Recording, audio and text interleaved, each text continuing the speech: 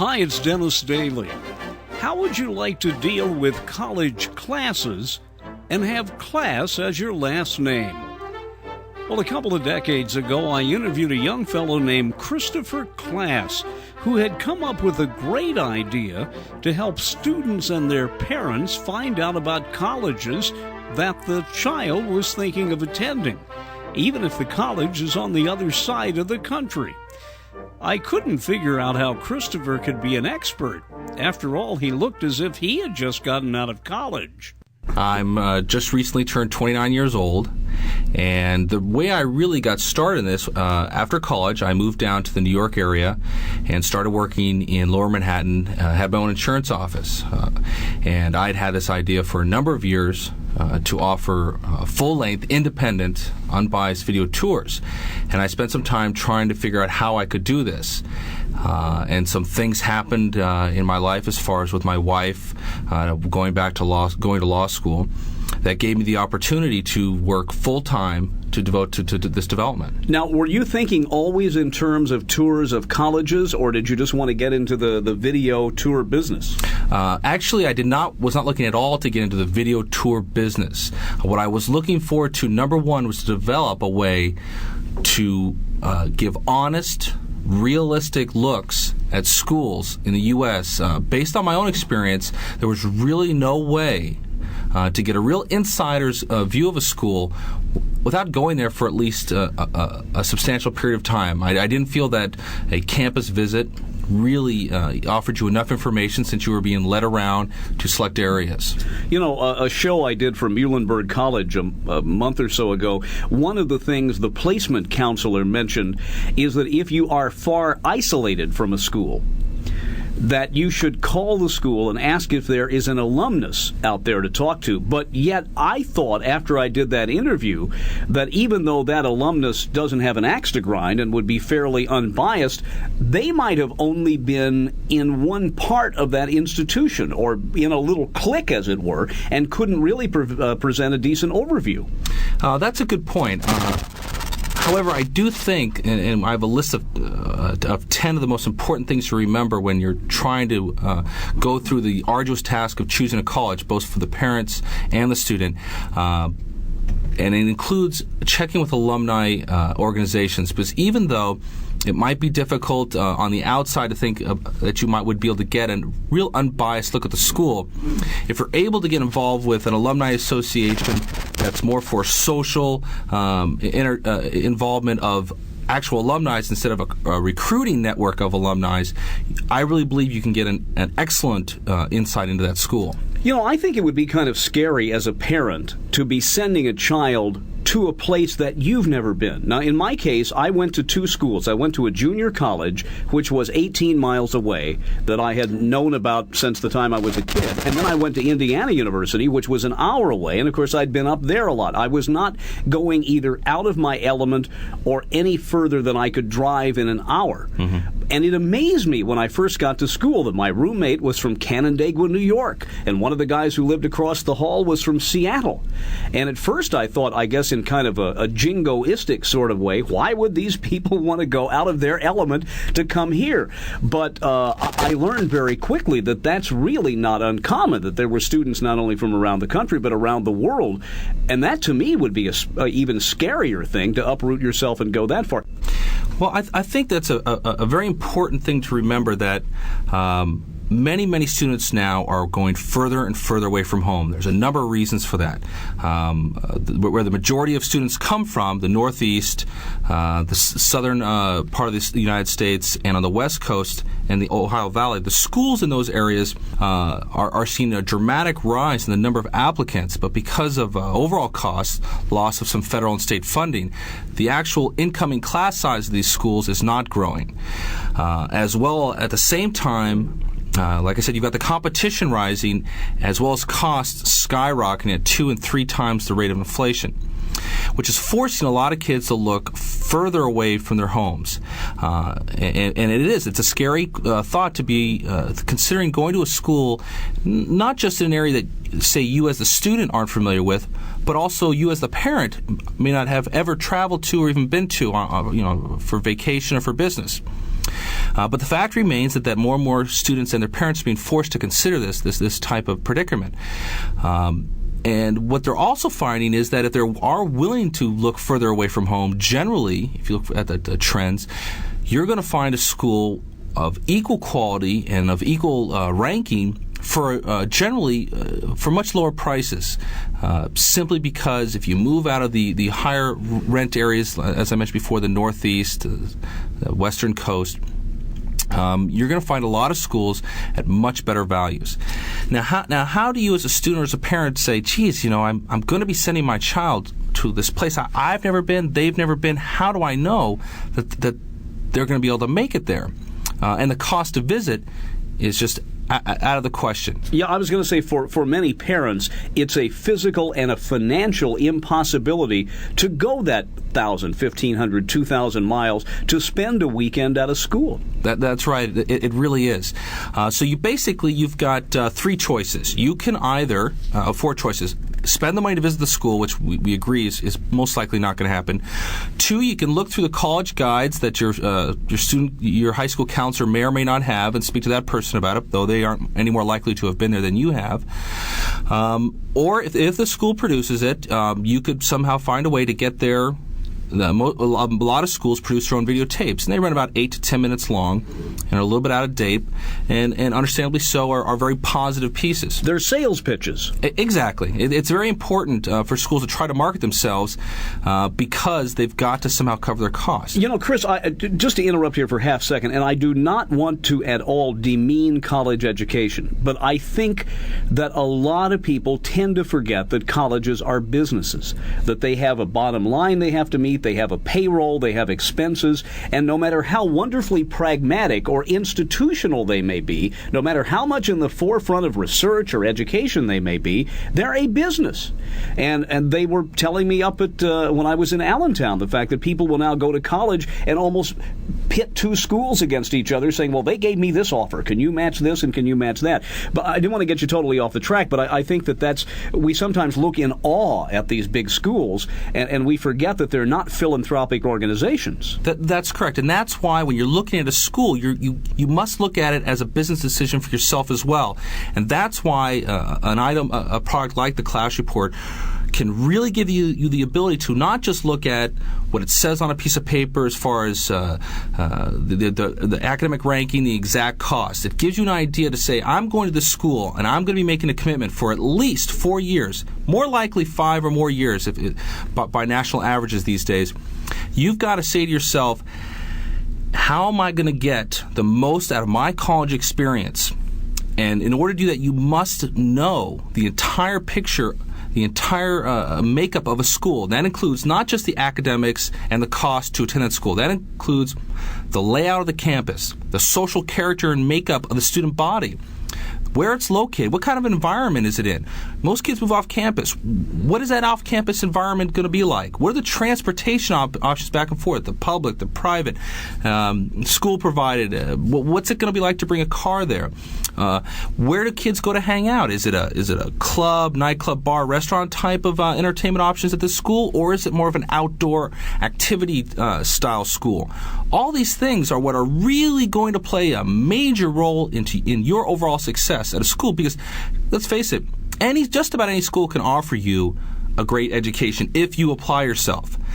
But where a school's located, the social climate and characteristic of the student body, and the entire environment and makeup of the social activities are really what's going to what's really going to make your college experience a success or not. Well, one of the best schools I can tell you about, and I don't know whether you've done a video on it, probably not because it's a junior college, that's a difficult sell until you get there, is Vincennes University. It's the oldest institution of higher learning outside of the original 13 colonies. Used to be a 4-year school. It has, nestled in this little town of 20,000 people, one of the best robotics schools in the nation. It owns an automobile dealership and car repair center. It owns a funeral home and a bowling alley, has one of the best aeronautics schools and aircraft mechanics and nursing schools and journalism schools, owns 3 radio stations, 2 TV stations, and a newspaper, and it had the first cable TV system in Indiana. But it's out in the middle of nowhere. And I would think that what you're doing is beneficial, particularly to schools, that until you see them and see, well, it's worth going off the beaten track to get out there, those people are not going to be there. I'm in love with my alma mater back there, but you'd say to people, who wants to move to Vincennes, Indiana? Do you see that a lot, where you really have to show the trade-outs as far as the schools go? It's a big problem for a parent sitting down with their son or daughter, and they're looking at the brochure of a school, and they're thinking to themselves, gosh, this looks really great. Not only is the price right, it's ranked right, but boy, the place looks beautiful, and it seems like a fun, enjoyable, comfortable, lower stress atmosphere. It makes the parent feel comfortable and secure about their son or daughter going there. But the problem is, it's 2,000 miles away. It's Rocky Mountain College in Montana, which is a very highly rated school among its alumni. Or it's down in it's Elon College in Elon, North Carolina, if you're coming from the opposite coast. If you can't afford to visit it, how do you say, I'm going to send you to this place without ever even seeing anything visually about the school? You almost just can't. And this way, through these types of tapes, you're able to really visit a school, and I believe sometimes even better than an actual campus visit, since we really cover the entire area. How did you pick the schools? What was the first one you did? Take us back to the beginning when you said, okay, I'm going to go ahead with this. I'm going to provide people with something no one has done from an unbiased, outside perspective. How did you get that off the ground, and how have you picked the school so far? Well, the first thing I did when I finally decided I was going to commit full-time to this project was I went to USC for 3 months and did a feasibility study and a study on the condition of the college selection aid industry and the college marketing end of it, because colleges, like you said, are a business and do market themselves to students. And from there, I developed a belief and an awful lot of material that this was a very viable, very necessary product with nothing else out there presently that even comes close to competing. I then put a couple people together in Colorado to do basically a test video, and we shot Colorado University at Boulder, CU Boulder, and it turned out to be fantastic. Absolutely incredible. And well, you got some great scenery to work with out there too. Exactly. That was one of the reasons. But it was a wonderful place to start. It's a beautiful school. I will give you that. Right, and that was a big part of it. But more so because after we made this tape, we started looking at a total list of 800 schools in the U.S. And narrowed it down. And our basic credentials were, for the first tapes we put together, were which schools have the largest out-of-state enrollment, have the highest ratio of applications to incoming class size, and the highest international enrollment. That way we figured we could start with the schools that most kids are coming from out-of-state to go to, where the need would be the greatest. Didn't have trouble coming up with those statistics? That's readily available to you? Yes, it is. It was absolutely readily available. The U.S. puts out, the federal government puts out these statistics and studies, so does a number of other sources. Well, it's kind of funny. I did spend some time and some money researching this legally as far as what I could and could not show and where I could and could not go. And what I basically found out was because I shoot the schools and the town and the environment they're located in equally, so you get a full picture, that basically I can go on just about any campus and shoot their school.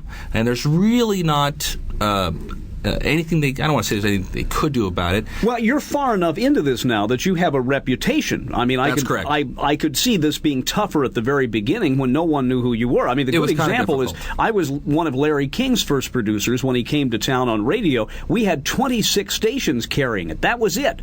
And when you tried to get a guest, people said, Larry King who? So we all got to start someplace. Exactly. And there definitely was that in the beginning. And we, in the first couple times we first started shooting the programmings, we did offer the schools the ability to see the tapes beforehand, though we would not offer any editorial changes on their behalf. And basically what they found is, and we found this to be true with most of the schools, is that the kids that go to the schools really do like the schools.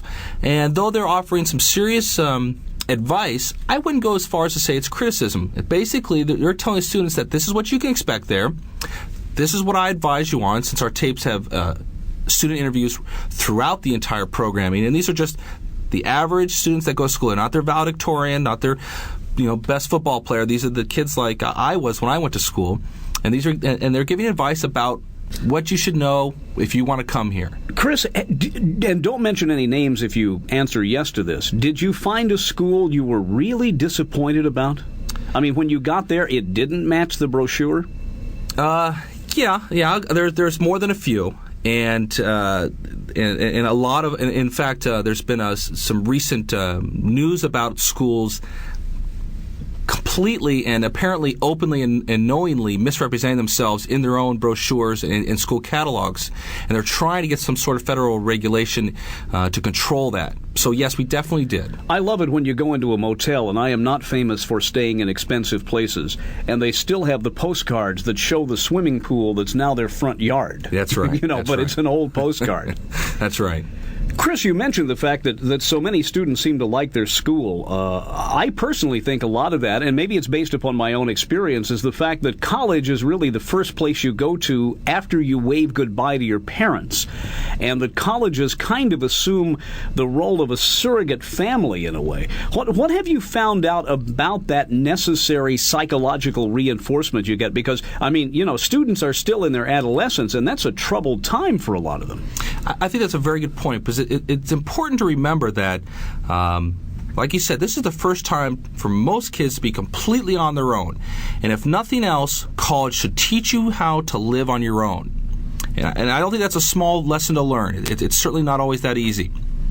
But clearly, the fact is, if you're coming from the average small to medium-sized town, not in a big urban area, the schools that are going to be most difficult to really get that comfortable, secure, warm, fuzzy feeling as you're making that transition from living at home to living out on your own successfully, is going to be the large urban schools. I don't think I need to name them by name, but if you're going to a large urban school located in Boston, Philadelphia, New York, Chicago, they may be able to offer you so much more because of their location, but the transition is definitely going to require some more effort and ability. I don't know whether you ever heard or read a story Truman Capote wrote about the coming of wintertime. I think it's called either A Thanksgiving or A Christmas Memory. I can't remember which, but the first paragraph deals with when the weather changes and the wind begins to blow. He has this certain memory that comes to mind. I think of the large grassy meadow in front of a student union at Indiana University every time the leaves start to change. And here I am, nearly 3 decades away from that, and I still get that kind of feeling of home when it turns fall, and I don't think of that house on John Street in Washington, Indiana. I think of college. And I think when I was there, it didn't mean as much to me for some silly reason as it does now that I'm gone. That's right. It's no surprise. I talk freely about the fact that I went to Northeastern University, which is a great school with some excellent departments in engineering and the like, but it wasn't for me. And I think had I known a little bit more and had researched a little bit more, I maybe would have known that. Maybe not. But the fact still remains, Boston holds a very special place for me. And every time that I'm up there, that I'm going to another school in Boston, it's an unbelievably nostalgic feeling, so much so that even if I'm at another school, I can still feel it. There's something about the memory of when you made that big transition, and I think it's an incredible transition for every student who makes the transition from home to living on your own to starting a successful, hopefully, path through college. Chris, I mentioned at the beginning that when we first met, and we had not until this show started, that you were younger than I expected.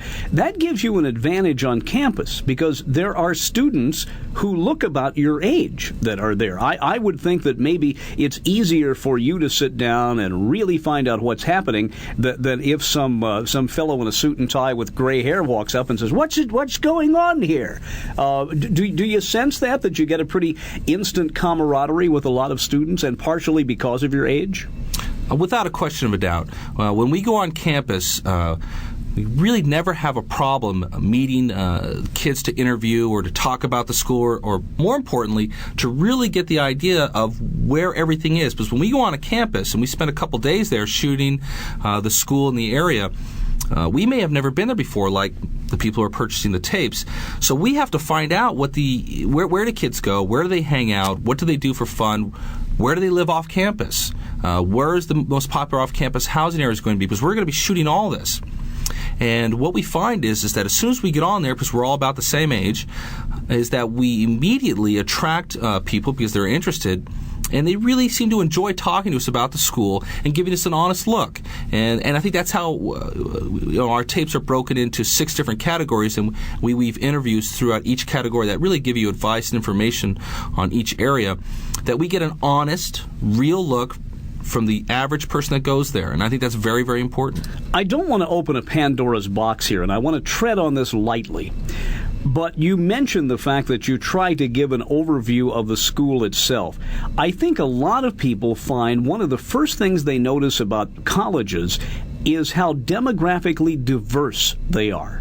That suddenly they find themselves, particularly if they're from a small town, being in, for example, I mean, this sounds very naive in modern society to say this. I don't think I sat down and talked to a black person at length till I was in college. I never discussed the Jewish religion with anyone, or met an Asian, or an Hispanic, really, that I consider to be a friend of mine till I got in school. There's a very positive side to that, but by the same token, there are those people who are from very rural America, as I was, who may not be ready for that yet. How important is the parent's role, for example, in deciding how cosmopolitan, if you will, the school should be based upon where the child is now in its development? Well, this was really a decision that myself and my partner made on our own. And basically, as unfortunate as it is, and it's an unfortunate situation, there are a much smaller percentage of minorities in college, and for all the right and wrong reasons. But if you look at our tapes, what you will find is every tape includes men, women, and people of all colors and races and countries that are represented at that school. We do our best so that anybody looking at this tape can identify, believe, and develop some sort of trust or credibility with somebody that they see or hear on the tape. And we find that very, very important. And incidentally, in more than one tape, we have quite a few students who are talking about how great their school is and how they like this and how they like that, but will clearly comment and say directly that if there ever was something wrong with the school, and this happened to a couple schools, they wish it had more racial diversity. And something like that, which would be excluded from any other source, I think is important because it gives you a true insight to the social character of the student body. And when you look at a big college guide that is available at any of the bookstores, they'll clearly state the mix of men to women, students to teachers, and percentage of each minority group.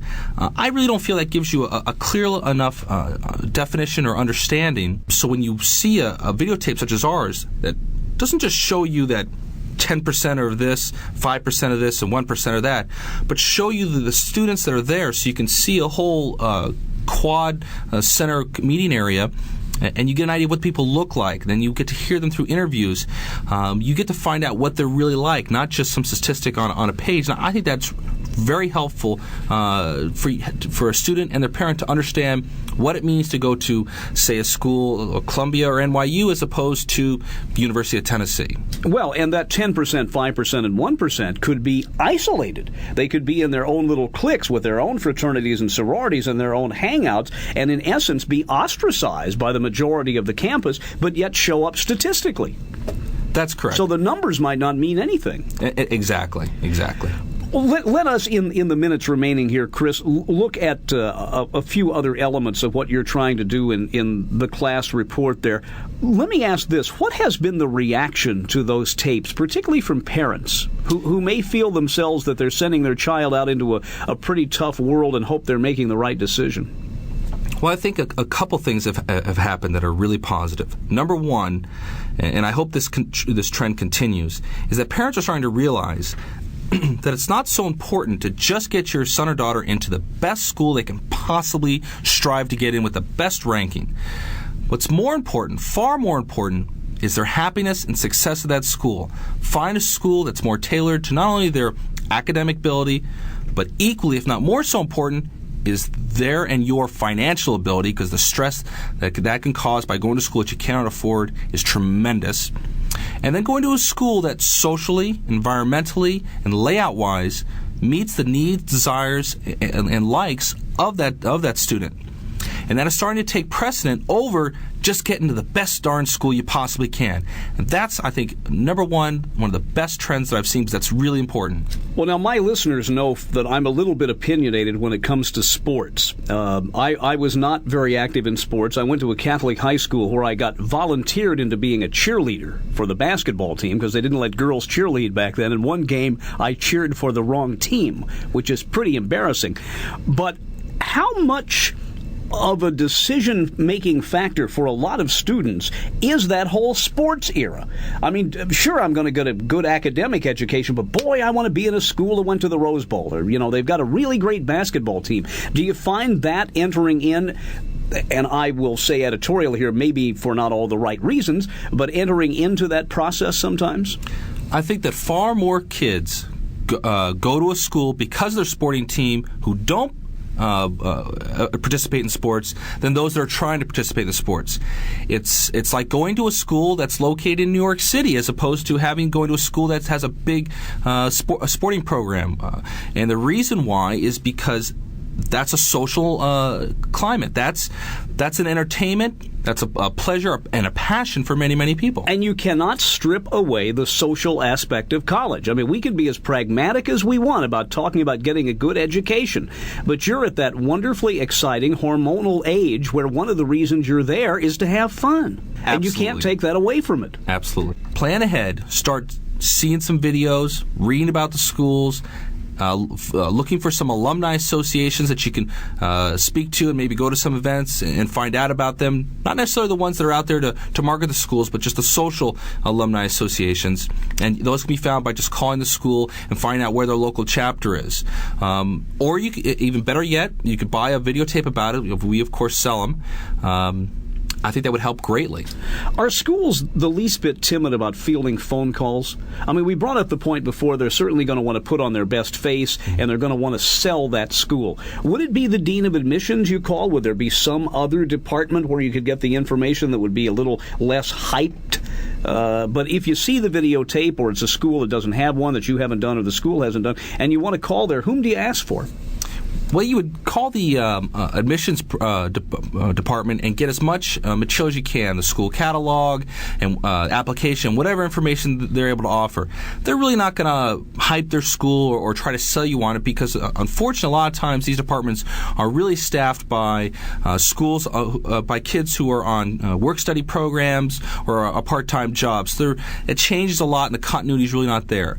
As far as the recruiting department, basically, most schools suffer from a lack of dollars, and that with the lack of dollars usually seems to hit pretty close to the top is unfortunately in their marketing and admissions programs, where they really should be spending a lot of money.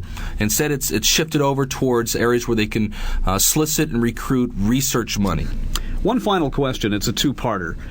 What do you find from talking to students is their biggest disappointment or their biggest misconception about what college is going to be like?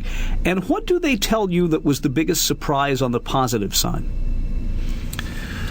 I think what kids were looking for the most and ultimately became a disappointment was a continuation of high school along adult lines.